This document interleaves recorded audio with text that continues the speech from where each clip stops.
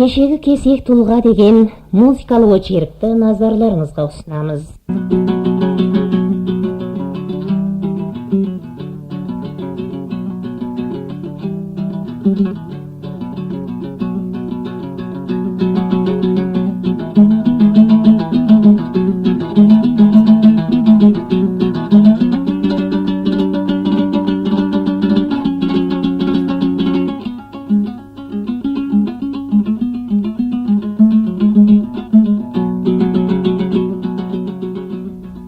Ақыт Үлімжіұлы өзі ғұмыр кешкен дәуірге ғана танымал ақын емес, қайта бүгінгі мұрагерлеріне, ертеңгі ұрпақтарымызға ортақ бұл ақын. Бұланна ағартушы ірі діндар сынды дара тұлғалардың бірі. Ол 1868 жылы Алтай аймағының Көктоғай ауданы Қайырты өңірінде дүниеге келген. Әкеден жастай жетім қалған ақыт 7 жасында молладан сауат ашып, кейін Жуанған Қажы ауылында Бұқардан келген Мырза Бақа деген адамнан дін оқуын жалғастырады. Ағылезде зерделі өскен ол өзімен бірге оқыған 60 баланың ішінде алды болып, араб, парыз тілдерінде сауат ашып, Қазан, Стамбул баспаларынан шыққан түркі парыз тілінде құрбар кітаптармен таныса бастайды. Білімге деген ынтасы арта түскен жас талапкер Қобдада Лайық Қажы, Бардам, Өкірдай ауылдарында бала оқта жүріп, Жуанған тағы басқа керей билеріне қатшылық істеп қаржы топтап. 1902-1904 жылдары Бұқар қаласындағы Нұррақ медресесіне барып білім қорын жетілдіреді. Ол мұнда араб, парыз, ұйғыр, өзбек, моңғол тілдерін үйреніп, орысшадан да сауат ашады.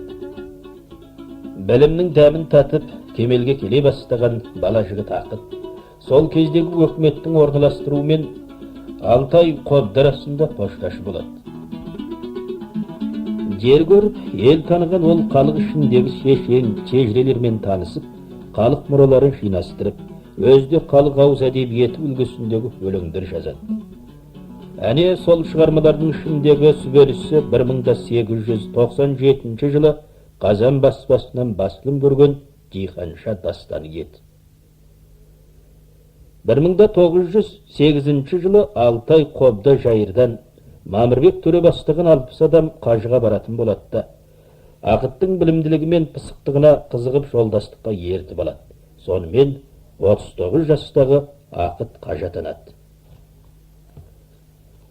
Ақыт өзінің бүгінгі ел арасында ауыздан ауызға тараған өсиет жырларымен өміршең қиса дастандарын, сол дәуірдегі мүмкіндік бермейтін қиыншылықтарды жеңе отырып, қиыр жайлап жазса да сұңғылап пысықтығымен, тынымсыз денудің арқасында жазған еңбектерін саудагерлер арқылы Қазан баспасына жолдап, еліміз қазақ зерделілердің тарихында алғашқылардың бірі болып кітап бастырған аттыр. Оның 10-ға жуық дастаны Қазан баспасынан жарық көреді. Ал бұлардан басқа алтынның сынығындай өз әрін, нәрін, қадір қасиетін жоймай, қолдан қолға, ауыздан ауызға тарап, біздің заманымызға жетіп отырған Үлімжіұлының өміршең еңбектерін бүгінгі ұрпақ әрине қадір тұтып, қан көтермей қалсын ба. Қайта ол бүгінгі ұрпақтың ұлағатты ұстазына, сүйікті кесек тұлғасына айналды.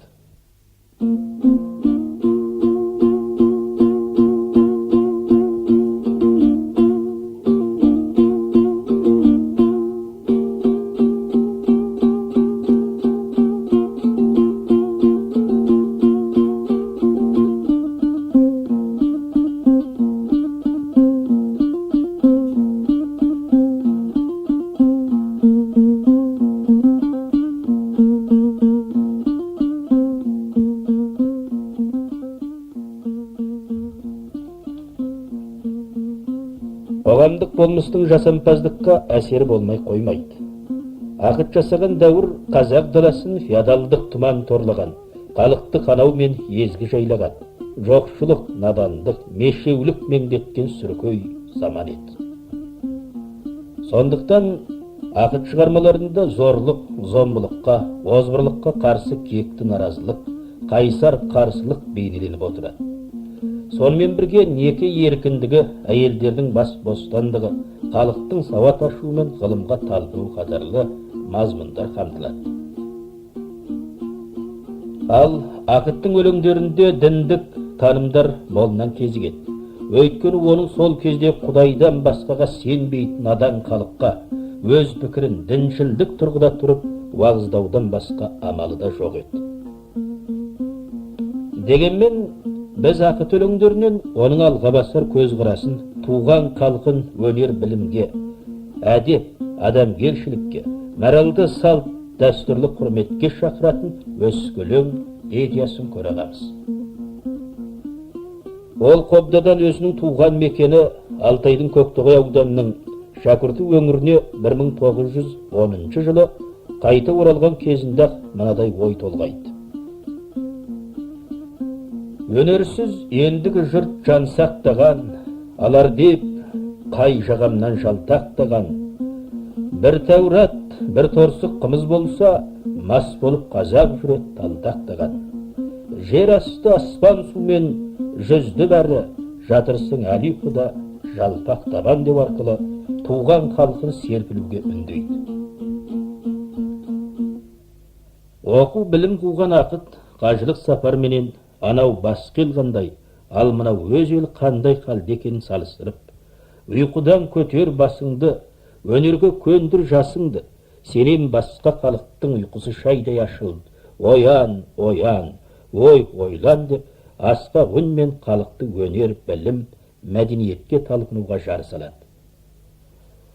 Жұмырланған жұм елім, аман жүрер жағасы, берекесіз сұм елдің халқын байқап қараш. Бірікпе деген қарғыс сөз айтқан ба ата анасы деген Ақыт ендігі жерде ел берекесіздігіне бас-басына бей болған алауыздыққа ашынып құсалана. Бұлғын шыңгіл екі өзен, арада бар бір кезең, екі жүк болды бөлініп, бір моңғол бір ежен, қайран жұртым қайран ел, көбірек тиген пайдаң ел, екі тарап болар ма, табылар қайдан мұндай ел деп, сол бір үлкен тарихты артқы көрініс етіп. Сол дәуірдегі мал дауы, жер дауы, жесір дауы, орлық, барымталықпен жақ-жақ болған елді берекеге шақырады. Ақыт жаны қандай ашынышта еді. Ол халқын басқа озық ұлттар секілді өнер, білім, мәдениет игеруге үндеумен қатар, сол дәуірдегі өкіметтің халық бұқарасын аяусыз езіп, қанап отырғандығын әшкерлейді. Құлқын құмар моллаларды, парақор төрелерді, ағайын мен алашқа қайрымсыз қара убайларды ашына даттайды. Амал нешік, ардақты азамат, халқын надандықтан құтылдыруға қанша арпалысқанмен, сөзін тыңдар адам болмай, көкірегі қарсы айрылған арманды ақын басына да ел қасіреті түседі. Ол құрбыларға деген өлеңінде салағұлақ қазақтар, өнер білсең мазақтар, бар білетін өнері, бір-біріне қожақтар деп, ұлтымыздың күндестік, бақталастық ғадетін мінейді. Ақыт өмірінің соңғы кездерінде ғақлиялық үндеулер деген өлеңінде ақындар менен бұрын өтті талай, әсіресе Құнанбай, Баласабай, дәл сондай өткір сөзім болмаса да қалтырдым мен де аз сөз құрап жамай деп, ол ақын Абайға үлкен құрмет, ерен борыштылық білдіреді. Ұлағатты ой иесі ұстаз Ақыт өзінің осы тақлеттес еңбектерін түгелдей қағаз бетіне түсіріп, шәкіртідегі төрт рудың атымен салынған әйгілі ақ мешітке сақтап, білім үйренуге алдына келген ұрпақтарының құлақ құрышын қандырады. Білім иесі қашанда төңірегіне шамшырақ тәрізді сезіледі ғой. 1933 жылы Шыңғысай таққа шығып, бір мезгіл өткен соң Шинжанға бірсыпыра коммунистер келіп қызмет атқарады. Осы мезгілде Алтай аймағына келіп, Алтай газетінің бастығы болып, Джоу Йиңтау деген қаламатпен жұмыс жүргізген Джоу Йиңхуй деген адам бір кеңесте Ақыттың қажыға барғандығын, оның өр Алтайда қажылық лауазымы барлығын, Шың үкіметінің маң құбылған саясатына наразылы болып, өлең жазғандығын ұзын құлақтан естиді деп 1938 жылы Ақтауылына келіп, Ақытпен Ақтарлы сыр шертісіп кеңес құрады. Таусағалап, өзен жағалаған сахара жұртында да мұндай ашық ойлы азаматтар барлығына Чоу Йын-хуй ерекше қуанады. Осылайша ол екеуі бал жаласқан достарға айналады. Өмір өз арнасында сан құбылады ғой. Шыңғысай Жаңжешінің құшағына құлап, жаппай жаныштау саясатын жүргізген кезде Алтайда Чоу Йын-хуй қолды болса, Көктоғайдан 1939 жылы қыста 72 жастағы Ақыт қолды болады. Тағылық саясаттың кесірінен 1940 жылы ардагер Ақсақал түрмеде дүние салады.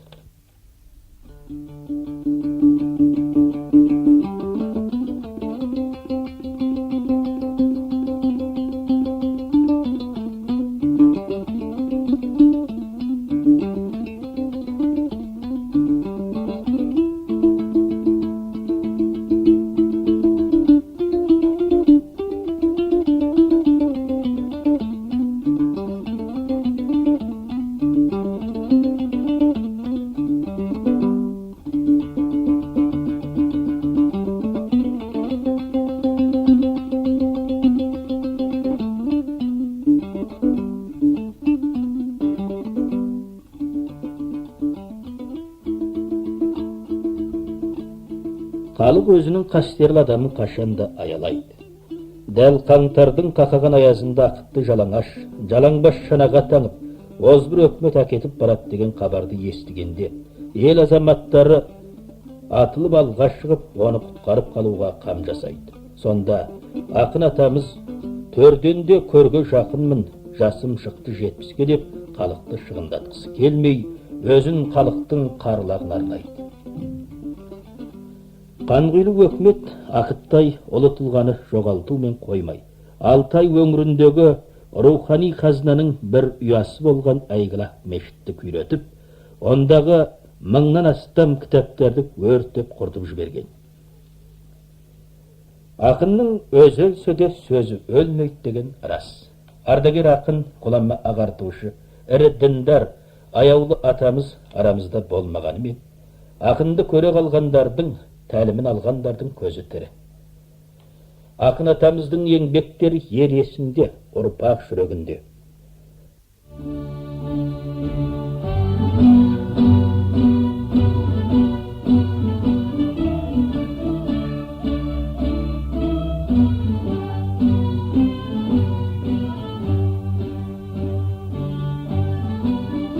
Бүгінгі таңда ақынның қиса дастандары, өлең жырлары басылымдарда жарық көріп, жұртпен қайта бет көрісіп жатыр. Ақыт туралы көптеген еңбектер жарияланды. Міне осының барлығы ақынның өміршең ойларының халық көңіліндегі жауғазы. Осы байланыспен туған халқы бүгінгі мұрагерлер аяулы ақынның сағына еске алады. Ақыт аты мәңгі өшпейді.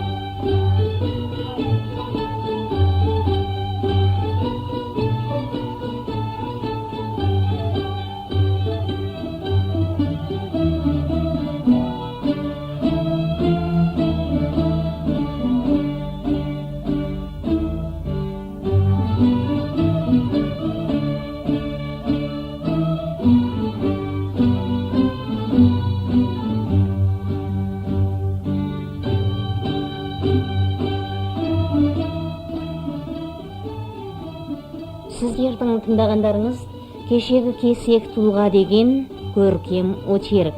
Авторы Баяхмет Жұмабайұлы.